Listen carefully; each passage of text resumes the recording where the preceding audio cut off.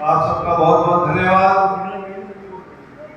और लोग विधानसभा के चुनाव के बाद में हम सबको एक साथ बैठने का अवसर ये पहली बार मिल रहा है, तो मैं आप सबको पहले तो विधानसभा के भरपूर सहयोग आपने किया और तन मन धन लगाकर भारतीय जनता पार्टी को सब कार्यकर्ताओं को मैंने अपने गले लगाकर भारतीय जनता पार्टी के साथ विचारधारा के साथ जोड़ा है। आप लोग भी सब इस बात को भुलाकर केवल भारतीय जनता पार्टी की तरफ देखिए और नरेंद्र भाई मोदी जी की तरफ देखिए। हम सब लोग मिलकर उन कार्यकर्ताओं का सहयोग लेते हुए फिर से इस विधानसभा में कमल का फूल खिलाएंगे और एक योजनाएं जो कल्याणकारी योजनाएं, लाभकारी योजनाएं भारत सरकार की तरफ से चलाई गई, उन सब योजनाओं को हम यहाँ बैठे कार्यकर्ता चुनाव के दौरान हम हमारे व्यक्तित्व में बोलने वाले हैं।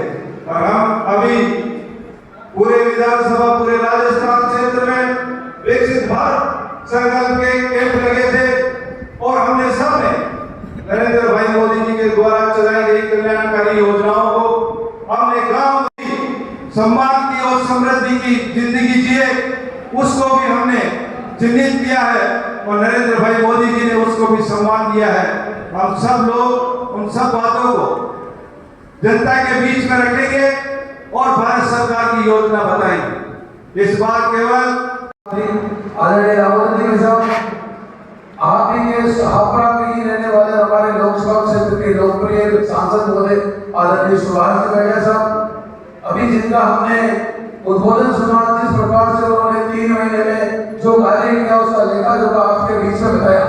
आपके यहाँ के लोकप्रिय विधायक आदरणीय नारायण जी, आपकी भी संगठन बैठक के बारे में आपकी हाजिरी ले रहे थे। ऐसे हमारे इस विधानसभा के हेडमान साहब और प्रभारी आदरणीय रूपलाल जी जाट साहब, पाटनगढ़ विधानसभा क्षेत्र के विधानसभा के प्रभारी, हम सब लोग आज से ही आप घर जाकर मिलिए, संपर्क करिए और हमारी कल्याणकारी योजनाओं के लिए बताइए। अगर किसी प्रकार की कोई समस्या है, भारतीय जनता पार्टी जिंदाबाद, भारतीय जनता पार्टी जिंदाबाद, इसके लिए मैं अपने तहे दिल से आप सबको बहुत बहुत धन्यवाद देता हूँ।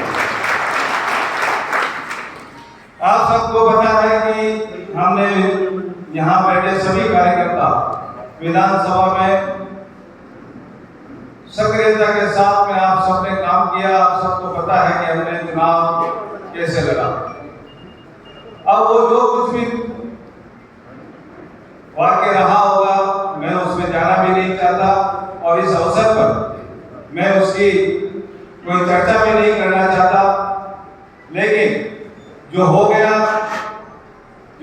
लेकिन अब हम सब लोग एकजुट होकर और भारतीय जनता पार्टी के लिए और नरेंद्र भाई मोदी जी वापस देश के प्रधानमंत्री बने और मोदी जी ने जो संकल्प लिया है कि अब की बार 400 पार का जो नारा पूरे देश भर में चल रहा है, वो नारा हम साकार कर सके और